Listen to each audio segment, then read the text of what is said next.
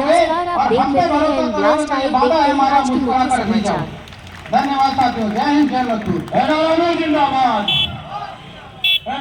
जिंदाबाद। चौड़ी बात आप लोगों से नहीं करना है। मैं सिर्फ इतना कहूँ, सत्तारूढ़ पार्टी थी, उसकी सरकारी यूनियन को भी मान्यता देने का काम किया, लेकिन पिछले 11 सालों में उन्होंने क्या किया, कितना संघर्ष किया, कितनी लड़ाई लड़ी, ये सब आपने देखा है। लड़ाई से उनका दूर दूर तक नाता नहीं है। वो सिर्फ व्हाट्सएप पे लोगों को जोड़ने का काम कर रहे हैं, व्हाट्सएप पे दुष्प्रचार करने का काम कर रहे हैं। उनको ये बता दीजिए। तो जो लोग अवसरवादी हैं, सिर्फ चुनाव लड़ने के लिए आए हैं, जो लोग सिर्फ एनआरएमओ के खिलाफ दुष्प्रचार करने में जुटे हैं, उनको मुंहतोड़ जवाब दीजिए। 5 और 6 तारीख को अपना बहुमूल्य मत देकर भारी मतों से एनआरएमओ को विजयी बनाए। सम्मानित बहनों का मंचस्थ सभी आदरणीय सम्मानीय हमारे जो लीडर्स हैं, उनका फैजाबाद करते हैं।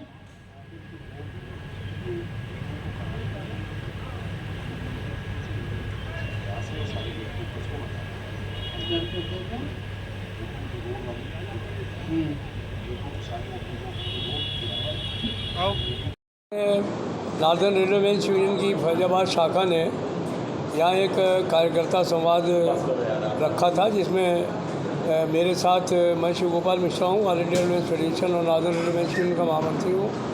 मेरे साथ हमारे नार्दर्न रेलवेमेंस यूनियन के लखनऊ मंडल के मंडल मंत्री साथी आर.के. पांडे, मंडल अध्यक्ष विभूति मिश्रा, हमारे जोनल सेक्रेटरी ARF के एसयू शाह, और जो हमारे स्थानीय साथी हैं यहाँ के फैजाबाद के साथी अश्विनी तिवारी, हीरा लाल। तो ये सब लोगों संवाद का जो मुख्य अर्थ था वो ये है कि 4, 5 और 6 दिसंबर को हमारे यूनियन की मान्यता के चुनाव होंगे। तो हम लोगों ने अपने कार्यकर्ताओं से बात करने का काम किया है, उनको ये बात बताने का काम किया है कि इन 100 सालों में जो हमारे ऑर्गेनाइजेशन ने क्या किया, और 2013 से लेकर के जो लास्ट चुनाव हुए थे अभी तक 11 सालों में हम लोगों ने क्या करने का काम किया। तो ये सारी चीज़ें हम लोगों ने लोगों को बताई हैं। पास मिला है उनको जो है वो बोनस जो है वो बराबर मिलने का काम हो रहा है, उनको DA बराबर मिलने का काम हो रहा है, कोविड में सबको पूरी तनख्वाहें मिलने का काम हुआ है। अभी हम आने वाले समय में क्या करने वाले हैं उस पर भी चर्चा की है कि नया वेतनमान बैठवाएंगे, वेतन आयोग बैठवाएंगे, नया वेतन और उनके भत्तों में बढ़ोतरी होगी। उससे आने वाले समय में उनके काम के घंटों में कटौती कराएंगे। आने वाले सालों में जो खाली पड़े हुए पद हैं उनमें भर्ती करवाएंगे, और जो नए काम आ रहे हैं उनके लिए नए लोगों को लाने का काम होगा। ये जो तमाम साथी हैं उनको तमाम जो आर्डुअस ड्यूटी करनी पड़ रही हैं, रिस्क और हार्ड ड्यूटी अलाउंस उनको दिलवाने का काम करेंगे। पॉइंट्समैन को भी 4 ग्रेड का स्ट्रक्चर दिलवाएंगे। हमारे तमाम ट्रैकमैन और दूसरे साथी पढ़े लिखे हैं, उनके लिए LDC ओपन करवाएंगे। जो मकान हमारे जर्जर अवस्था में हैं उनकी जगह पर नए टावर्स बनवा करके उनको रहने की व्यवस्था कराएंगे। तो ये तमाम चीज़ें हैं, और उनको बताएं कि आने वाले समय में जो चुनाव होंगे उनमें भारी बहुमत से नार्दर्न रेलवेमेंस यूनियन को विजयी होगा। चुनाव तो सिर्फ संगठनों के हैं।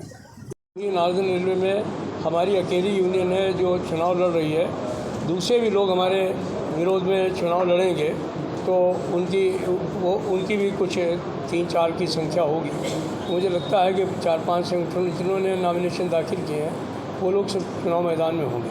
जहाँ तक पेंशन बहाली का सवाल है, उस लड़ाई को ऑल इंडिया रेलवे फेडरेशन ने, नार्दर्न रेलवेमेंस यूनियन ने बहुत पूरी ताकत से करीब 1 साल 6 महीने लड़ने का काम किया, और उसका असर ये हुआ कि देश के प्रधानमंत्री को उसमें इंटरवेंशन करना पड़ा, और OPS के समतुल्य ही आधी पेंशन देने का फ़ैसला उनको करना पड़ा, फैमिली पेंशन देने का फ़ैसला करना पड़ा, मिनिमम पेंशन देने का फ़ैसला उनको करना पड़ा। अभी इस योजना में करीब 80-85% जो OPS में चीज़ें थी वो हमको मिल गई हैं, लेकिन जो 20 साल में हमको पेंशन मिलती थी वो 25 साल पे है, उसको हम लोग निश्चित तौर पर बहाल कराने का काम करेंगे।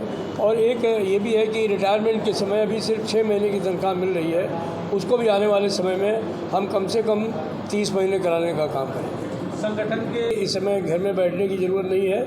चुनाव